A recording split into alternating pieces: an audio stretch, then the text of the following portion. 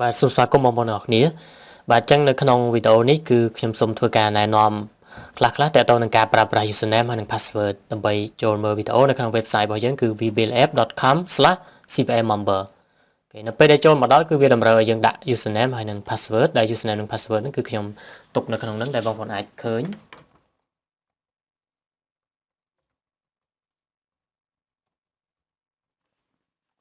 បាទបន្តមកទៀតចុចលើ login បាទហើយយើងចុចនៅលើ member access បន្តមកវានឹងឲ្យយើងចុចម្ដងទៀតបាទអញ្ចឹងយើងចុចចំនួន2ដងទើបយើងចូលទៅដល់ website ហើយវានឹង redirect ទៅកាន់ website អញ្ចឹងអ្នកទាំងអស់គ្នាត្រូវចាប់ផ្ដើមមើលវីដេអូបាទតាំងពីវីដេអូទី1មករហូតបាទកន្លែងណាត្រូវ register ហើយកន្លែងណាដែលមានអក្សរបែបនេះដែលគេបានប្រាប់ថាមិនណាត្រូវអានសិនបើសិនបងប្អូនអត់យល់សូមបន្តមើលវីដេអូទៅមុខទៀតឧទាហរណ៍ថាយើងមើលវីដេអូនេះចប់មានអារម្មណ៍ថាអត់យល់យើងអាចមើលកន្លែងអក្សរដែលបានសរសេរបញ្ជាក់បែបនេះថាគួរតែធ្វើម៉េចក្នុងពេលដែលយើងregister ជាមួយនឹង website CPA ហ្នឹងយើង register បានមិនបានដោយសារអីអញ្ចឹងសូមអានអក្សរដែលមានខាងក្រោមហ្នឹងហើយបន្តមើលវីដេអូរហូតមកព្រោះយើងមានមេរៀនថ្មីដែលបន្តអាប់ដេតជាប្រចាំអូខេហើយវីដេអូទាំងអស់នេះបងប្អូនអាចមើលបានតាមរយៈ YouTube ឧទាហរណ៍ថាចុចមើលទៅបងប្អូនមានអារម្មណ៍ថាតូចពេកមើលអត់ទៅច្បាស់អញ្ចឹងយើងអាចចុចនៅលើនេះអាចចុចនៅលើសញ្ញា YouTube នេះដើម្បីឲ្យវា load ចូលទៅកាន់ YouTube តែម្ដងពេលដែលយើងចុចទៅវានឹង redirect យើងទៅកាន់ YouTube អញ្ចឹងយើងអាចចុច bridge ឲ្យវាពេញបានណាអូខេអញ្ចឹងអាចចុច bridge វាពេញដើម្បីងាយស្រួលក្នុងការទស្សនាហើយអាច download ទុកមើលបានដែរបើសិនបើយើងគិតថាអ៊ីនធឺណិតរបស់យើងដើរយឺតពេកហើយមើលទៅវាអត់សូវស្រួលទេអញ្ចឹងយើងអាច download ទុកបានមួយទៀតក្នុងករណីដែលបងប្អូនពីមុនមកធ្លាប់បានចូលក្នុង website របស់យើងម្ដងធ្លាប់ជាសិស្សរបស់ខ្ញុំវគ្គ YouTube SEO ឬក៏វគ្គ mobile app ឬក៏វគ្គផ្សេងទៀតអញ្ចឹងវាប្រកាសជាជាប់ជាមួយនឹងលេខកូដចាស់ដើម្បីដោះលេខកូដចាស់អ្នកទាំងអស់គ្នាត្រូវចូលមកកាន់ website របស់ខ្ញុំមួយទៀតដែលដូចគ្នាណាគ្រាន់តែខុសគ្នាមួយ CPA member មួយទៀតគឺ member អត់មាន CPA ទេយើងវាយ vbuildapp.com/member បន្តមកទៀតអ្នកទាំងអស់គ្នាត្រូវចុចនៅលើ log out នេះសញ្ញា log out នេះបាទម្ដងទៀតគឺចុចនៅលើសញ្ញា log out នេះបន្តមកទៀតអ្នកនរគ្នាប្រកាសជាឃើញមានប៊ូតុងមួយនៅកន្លែងនេះពណ៌ក្រហមនៅខាងគៀននេះក្នុងករណីដែលបងប្អូនមានលេខកូដចាស់ចប់ពីមុនមកគឺវាឃើញមានប៊ូតុង log out ពណ៌ក្រហមអញ្ចឹងត្រូវចុចលើប៊ូតុង log out ពណ៌ក្រហមនឹងសិនក៏ប៉ុន្តែសម្រាប់បងប្អូនដែលជាសិស្សថ្មីដែលទើបតែចាប់ផ្ដើមប្រើលេខកូដថ្មីលើកទី1គឺអត់មានបញ្ហាទេចូលមកគឺអាចមកមើលវីដេអូក្នុងនេះបានតែម្ដងអូខេអញ្ចឹងខ្ញុំបន្តតិចទៀតបន្តមកទៀតរបៀបស្នើសុំដើម្បីបាន website ដោយឥតគិតថ្លៃគឺយើងមានលក្ខខណ្ឌដោយបងប្អូនបានដឹងហើយគឺទី1ត្រូវ like វីដេអូហ្នឹងវីដេអូដែលខ្ញុំបាន share នៅក្នុង Facebook ណាបន្តមកទៀត comment I want to learn share to 5 friend ហើយបន្តមកទៀតបានផ្ញើ email មកកាន់ខ្ញុំអញ្ចឹងដំណាក់កាលបន្តទៀតគឺលក្ខខណ្ឌនេះគឺមិត្តភ័ក្តិ5នាក់ដែលខ្ញុំឲ្យបងប្អូន share ហ្នឹងគឺពួកគាត់ត្រូវតែក្លាយជាសមាជិក free ក្នុង website របស់យើងសិនមានន័យថាអត់ចាំបាច់ឲ្យគាត់ត្រូវទិញអីទេគឺគាត់គ្រាន់តែ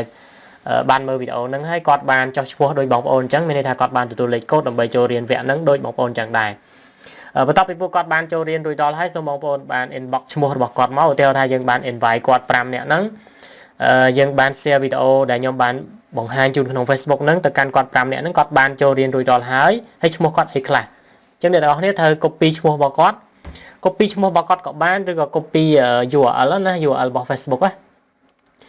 ឧទាហរណ៍ថា Facebook របស់ខ្ញុំយើងចុចនៅលើរូបរបស់យើងណាចុចលើឧទាហរណ៍ថាឈ្មោះយើងអីគេយើងចុចលើរូបរបស់យើងហើយបន្តមកទៀតត្រូវ copy នេះ copy URL នេះបើយើងដាក់ឈ្មោះពេលខ្លះយើងរត់ឃើញដឹងថាម្នាក់នឹងឈ្មោះអីត្រូវ copy URL ហ្នឹងហើយបន្តមកទៀតអ្នកទាំងអស់គ្នាត្រូវបង្កើតជា text document មួយ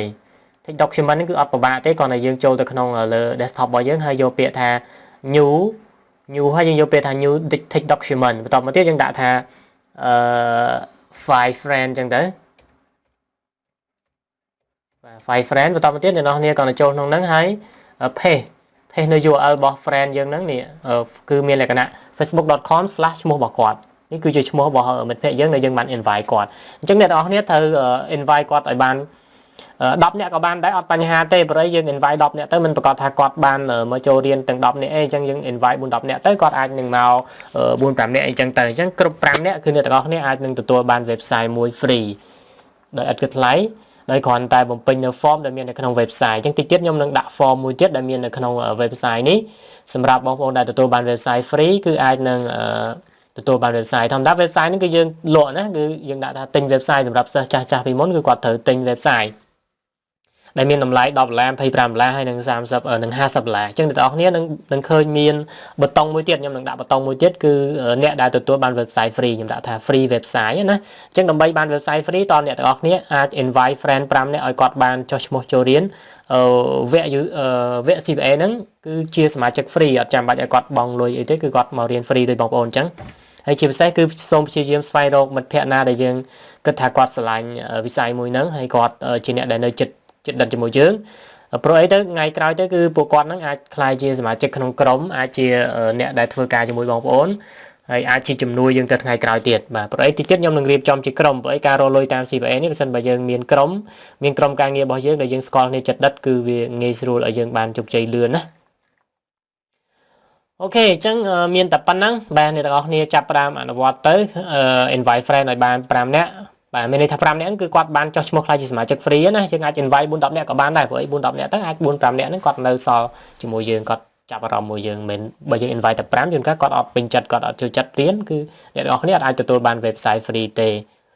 បាទអូខេឥឡូវប៉ុណ្ណឹងបាទអរគុណច្រើនសម្រាប់ការចាប់អារម្មណ៍ហើយយើងនឹងសង្ឃឹមថាបងប្អូននឹងជោគជ័យជាមួយគ្នាក្នុងការចាប់ផ្ដើមរលុយពីវិធីសាស្ត្រតាមរយៈ CPA method បាទអរគុណ